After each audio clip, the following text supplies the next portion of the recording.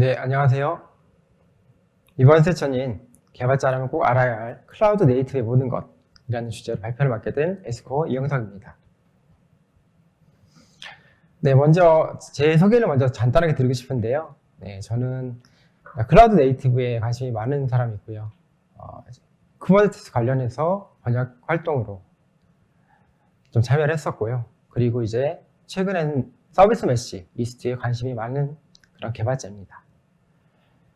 네, 아젠다 잠깐 살펴보시면은 지금 많은 생태계들, 오픈소스 생태계들이 변화가 있고 있는데 변화가 이제 어떤 변화로, 특히 클라우드 중심으로 어떻게 변화가 되고 있는지 좀 살펴보도록 하고요. 그 변화의 중심에 있는 클라우드 네이티브에 대해서 좀 알아보도록 하겠습니다. 실제로 클라우드 네이티브를 가지고 기존의 전통적인 방법에 있는 것들을 아키텍처로 구성해 보도록 하고요. 그 다음으로는 실제 개발자의 적용 사례 두 가지를 살펴보도록 하겠습니다. 마지막으로는 진정한 클라우드 네이티브로 가야 할 길, 즉 오픈소스 개발자가 되기 위한 그런 방법에 대해서 알아보도록 하겠습니다. 첫 번째, 클라우드 중심의 오픈소스 소프트웨어의 변화입니다. 현재는 이제 오픈소스의 시대라고 해도 무방합니다. IoT, 클라우드, 빅데이터, 머신러닝 다양한 분야의 오픈소스가 사용이 되고 있고요. 그 오픈소스에 대한 증가수도 가파르게 증가하고 있습니다. 특히 최근 2년간은 클라우드 분야에 많은 오픈소스가 증가하고 있는데 여러분들이 보시는 것처럼 많은 분야에서 오픈소스가 사용이 되고 있습니다. 특별히 볼 것들은 이제 IT 인프라스트럭처 모더나이제이션, IT 현대화와 데브옵스에 많은 오픈소스가 사용이 되고 있다는 것입니다. IT 인프라 관점에서 보시면은 IT 인프라 관점에서 실제로 많은 퍼블릭 클라우드 벤더들이 생겼고요. 특히 AWS를 중심으로 해서 MS, 구글, 많은 클라우드 벤더들이 그 중심을 잡음에 따라서 실제로 클라우드 시장에 많은 오픈소스를 사용하게 되는데요. 이 오픈소스는 실제로 클라우드 벤더들의 핵심 엔진으로 많이 사용이 되고 있습니다. 그리고 그로 인해 특별하게 이 클라우드 네이티브라는 것이 각광받게 되었습니다. 자, 그러면 이제 클라우드 네이티브가 무엇인지 한번 살펴보도록 하겠습니다. 클라우드 네이티브는 사전적인 의미로는 바로 클라우드 컴퓨팅을 잘 활용할 수 있도록 애플리케이션 개발을 도와주는 접근 방법이라고 할 수 있는데요. 쉽게 얘기하면 여러분들이 많이 사용하시는 퍼블릭 클라우드 상에서 내가 어떤 어플리케이션을 배포하고 어플리케이션을 개발할 때 사용하는 그런 많은 오픈소스들, 많은 플랫폼, 많은 프로젝트들을 의미합니다. 실제로 여기서 보시는 것처럼 이제 이 모든 클라우드 네이티브 생태계는 CNCF에서 주관을 하는데요. CNCF는 리눅스 파운데이션의 산하기관으로서 이 클라우드 네이티브의 프로젝트의 모든 생태계를 관장하고 있습니다. 실제로 많은 프로젝트들이 프로덕션 레벨에서 사용하는 것들을 보실 수 있고요. 실제로 여러분들도 많이 잘 만나보실 수 있는 그런 프로젝트들입니다. 여기서 이제 가장 중요한 것은 컨테이너 환경인데요. 클라우드 네이티브의 기술은 컨테이너 중심으로 돌아가고 있습니다. 컨테이너라고 하면 LXC, 즉 리눅스 컨테이너로부터 시작을 하는데요. LXC 리눅스 컨테이너는 이제 컨테이너라는 개념 자체는 어떻게 보면 호스트의 어떤 일정한 자원을 공유해서 격리된 공간에 어플리케이션을 배포하고 어플리케이션을 개발해서 배포할 수 있는 그런 획기적인 그런 패러다임인데요. 그런 컨테이너들이 다수로 배포되게 되는 것들 여러분들이 많이 보셨겠지만 도커 이미지를 사용해서 배포를 하게 됩니다. 하지만 도커 이미지 자체가 종류가 많아지게 되면서 이것들에 대해서 컨트롤하는 것이 필요하게 됐는데요. 이 모든 것들을 컨트롤하기 위한 플랫폼 위의 플랫폼이 바로 쿠버네티스입니다. 쿠버네티스는 플랫폼 위의 플랫폼이라고 불리는 것처럼 실제로 많은 도커 이미지들을 그 안에서 배포할 수 있게 만들어주고 관리해 주는데요. 그 위에 다양한 기술들이 들어갈 수 있습니다. 개발자의 어떤 이제 파스, 펑셔널 서비스를 도와주는 서버리스 환경이라든지 아니면 머신러닝 플랫폼이 올라가게 되겠고요. 그 외에도 다양한 마이크로 서비스 아키텍처를 구성하기 위한 서비스 메시 등을 그 위에서 구축할 수 있게 됩니다. 그만큼 이 클라우드의 중심은 쿠버네티스에 있다고 봐도 과언이 아닙니다. 자, 세 번째, 이제 클라우드 네이티브. 실제로 이걸 가지고 기존의 전통적인 아키텍처를 한번 클라우드 네이티브 환경으로 프로젝트를 가지고 꾸며보도록 하겠습니다. 실제로 아키텍처링을 하기 전에 먼저 살펴봐야 될 것이 바로 클라우드 네이티브 CNCF에서 제공해주는 클라우드 네이티브 트레이 맵입니다. 이 트레이 맵은 실제로 클라우드 네이티브 개발자들이 처음 이 클라우드 네이티브 프로젝트를 사용할 때 어떻게 하면은 이것들을 잘 클라우드 환경에서 구성하고 이것들을 잘 만들어서 실제로 어플리케이션을 잘 배포하고 할 수 있는지에 대한 가이드를 10가지 방법으로 주고 있는데요. 실제로 컨테이너화하고 그것들을 자동화하고 그것들을 배포하는 방법, 그리고 어떤 네트워크를 구성을 해야 되는지, 그리고 실제로는 어떤 런타임을 사용해야 되는지에 대해서 대표적인 오픈소스들을 제공해주고 가이드를 주고 있습니다. 자, 그렇다면 이제 트레일 맵을 아셨으니 이제는 실제로 아키텍처링을 한번 해보도록 하겠습니다. 전통적인 아키텍처링의 단계는 3단계로 나눠집니다. 클라이언트 레이어, 어플리케이션 레이어, 퍼시스턴트 레이어로 이어지는데요. 기존의 전통적인 아키텍처 방식에서 어떤 사용자가 웹상에서 HTTP 리퀘스트를 날렸다고 가정을 했을 때 보통은 온프레미스 환경에 있는 서버에 하나의 어플리케이션이 전달이 되고 그 어플리케이션은 DB로 전달되는 구조였다면 클라우드 네이티브 환경에 있는 프로젝트를 적용을 하게 된다면 바로 클라이언트 레이어에서 어떤 리퀘스트를 보냈을 때 그 앞단에서 도커 이미지가, 또 뒷단에서 도커 이미지가 많이 돌고 있겠죠. 수많은 도커 이미지에 대해서 이제 관리를 해줘야 되기 때문에 당연히 쿠버네티스 기반으로 돌아가야 될 것입니다. 하지만 그 무엇보다 중요한 것은 수많은 트래픽들을 분배해줘야 되는 것들이 필요한데요. 그래서 API 게이트웨이가 가장 앞단에서 나오게 됩니다. API 게이트웨이는 실제로 프록시 형태로 사용하게 되는데요. 대부분 많이 사용하는 것들이 여기 나오는 것처럼 콩, 엠베서더, HTTP 프록시 같은 것들이 대표적으로 쓰여지게 되고요. 마이크로 서비스 아키텍처로 구성을 하게 되었을 때는 각각의 컨테이너에 어떤 트래픽이 전달되기 위해서는 이제 서비스 디스커버리가 필요하게 되고 또한 서비스 메시, 그 각각의 컨테이너에 대한 추적을 위해서 서비스 메시가 필요하게 됩니다. 이런 프로젝트를 구성해서 실제로 아키텍처링을 해볼 수 있고요. 이 모든 인프라 환경의 전체적인 비율을 보기 위해서, 전체적인 모니터링을 하기 위해서는 프로메테우스 그래파나를 사용해서 모니터링을 할 수 있게 됩니다. 이제 클라우드 개발자, 실제 개발자로서 적용 사례를 2가지 알아보도록 할 텐데요. 첫 번째는 바로 HA 프록시입니다. 일단 HA 프록시에 대해서 좀 생소하신 여러분이 있을 것 같아서 설명을 잠깐 드리면 HA 프록시는 기존의 하드웨어 L4, L7 스위치를 이제 소프트웨어적으로 대체한 오픈소스인데요. HA 프록시 자체는 기본적으로 태생이 리버시 프록시 형태로 제공이 됩니다. 리버시 프록시라고 하면 서버 앞단에서 어떤 사용자의 요청을 받아서 뒷단에 있는 DB로 넘겨주게 되고 그에 대한 리턴 값을 다시 앞단으로 보내주는 그런 형태인데요. 실제로 HA 프록시는 로드 밸런서로도 많이 사용이 됩니다. 즉 부하 분산을 하게 된다는 것이죠. 지금 많은 기업들, GitHub, 인스타그램, 에어비앤비 같은 기업들에서 다수의 트래픽이 있는 기업들에서는 이 HA 프록시를 사용하게 됐고요. 저희도 한번 HA 프록시를 사용해서 가시화하는 방법을 좀 소개해드리려고 합니다. 자, 시나리오는 이렇습니다. 저희 기존의 시스템은 다양한 시스템이 구성이 되어 있는데 대부분 로깅 시스템이 구성이 되어 있습니다. 로깅 시스템이라고 하는 것은 당연히 텍스트 기반으로 현재의 상태를 볼 수 있는데요. 이 텍스트 기반으로 로깅을 하는 것의 문제점은 글자이기 때문에 실제로 실시간으로 얼마나 많은 트래픽이 왔는지를 좀 보기가 어렵습니다. 그런 부분을 보기 위해서는 실시간 감시가 필요한데요. 그러기 위해서 필요한 것들이 바로 이 프로메테우스와 그래파나입니다. 실제로 그 HA 프록시 자체에서는 여러 가지 매트릭을 제공해주고 있는데 그 매트릭을 처음에 데이터 소스로 그래파나 이제 프로메테우스로 익스포트를 연결하고 그걸 데이터 소스로 그래파나를 연결하게 됩니다. 실제로 HA 프록시 프론트엔드 페이지 자체에서도 150개 이상의 통계 매트릭을 보여줄 수 있는 기능을 제공을 합니다. 여러분들이 보시는 것처럼 간단한 옵션으로도 저 페이지를 볼 수가 있는데요. 하지만 지금 느끼셨겠지만 저걸 가지고 과연 실시간으로 통계에 대해서 모니터링이 가능할까요? 조금 보기 어려운 점이 분명히 있습니다. 그렇기 때문에 이제 시각화를 한번 해보는 건데요.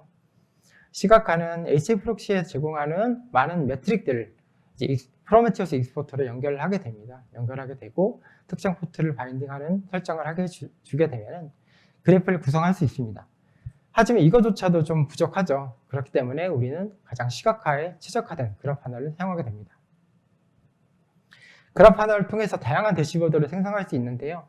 저희가 이제 하고자 하는 것들은 대시보드는 실제로 이제 쿠버네티스 노드 앞단에 HA 프록시를 설치하고 그 앞단에 쏟아지는 HTTP 리퀘스트 총합에 대해서 얼마나 많은 부하가 있는지를 모니터링하고자 했고요. 실제로 프론트엔드 페이지에 대한 모니터링 값이 얼마나 백엔드로 넘어가는지를 감시할 수 있게 되었습니다. 또한 4xx 같은 리퀘스트에 대해서도 이제 에러 상황만 따로 필터링해서 볼 수 있는 그런 모니터링이 구성이 될 수 있는 것이죠. 네, 두 번째로 사례는 쿠버네티스, 도커, 그리고 이제 스프링 부트를 이용한 자바 어플리케이션을 이제 구성한 사례인데요. 실제로 자바는 여러분들이 많이 사용하실 겁니다. 자바 어플리케이션을 가지고 이제 스프링 부트로 빌드를 하게 되면 자르 파일로 떨어지게 되는데요. 실제로 이 자르 파일을 가지고 도커 이미지에 올려서 쿠버네티스로 서비스한 사례입니다.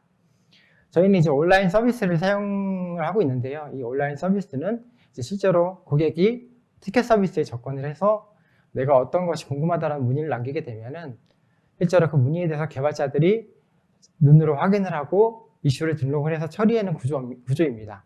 하지만 이런 구조는 개발자들이 매번 모니터링을 하면서 어떤 이슈가 등록되는지 확인을 해야 됩니다. 그렇기 때문에 저희는 내부 서비스를 이제 자바를 이용해서 실제로 그 티켓 서비스를 감시하면서 주기적으로 어떤 오픈 티켓이 있으면 그에 대한 정보를 제이슨에 담고 그 정보를 가지고 실제로는 지라 이슈에 등록해주는 그런 것들을 구성을 했는데요.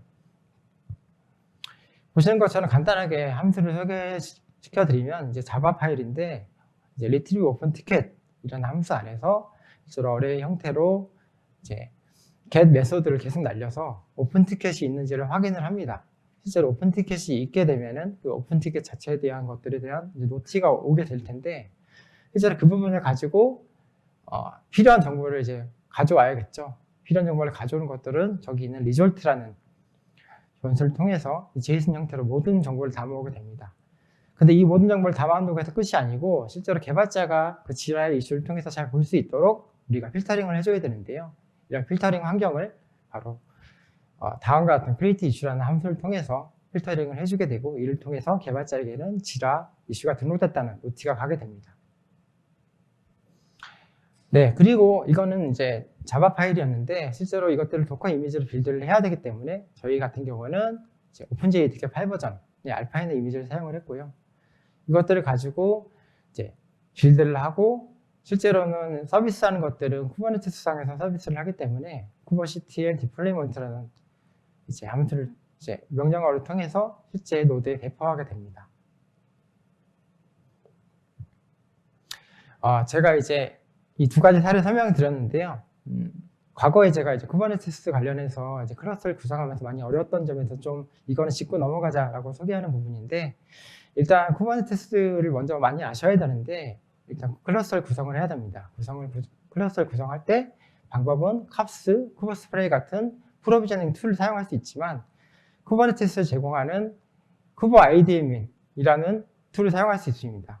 저는 이제 온프레미스 환경에서 저걸 설치해야 되기 때문에 kubeADM을 사용을 했는데 kubeADM 같은 경우는 실제로 마스터 노드, 워커 노드를 연결시켜줘야 되는데요.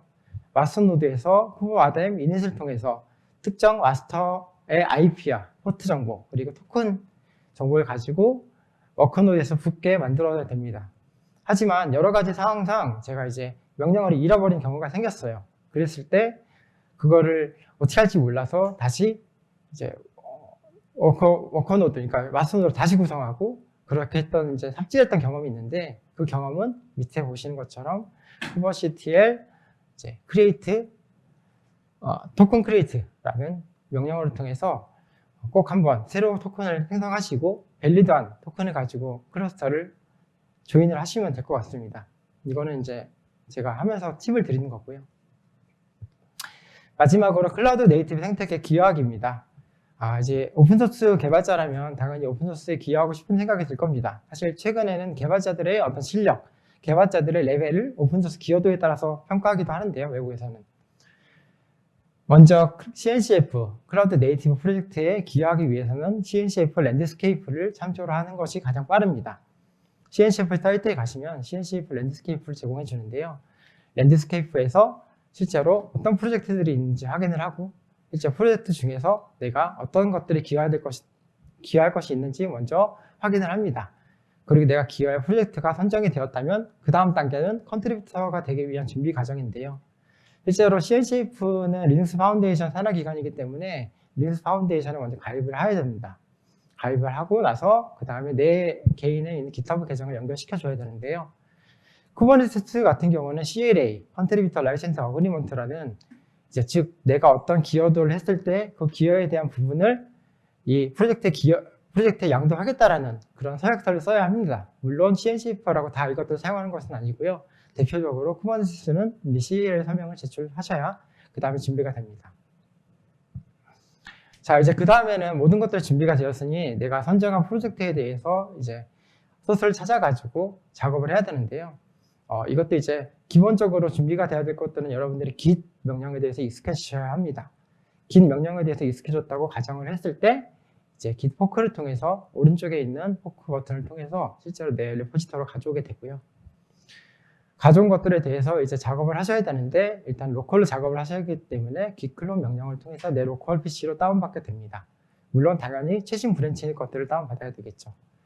그 이후에 해야 될 것들은 뭐 다양한 VS 코드, 아톰 같은 에디터로 내가 컨트리뷰터 코드 작업을 하든 아니 문서화 작업을 하든 여러 가지 방식으로 기여를 할 수 있겠죠. 이것들이 끝나게 되면 이제 코드를 올려줘야 되는데요.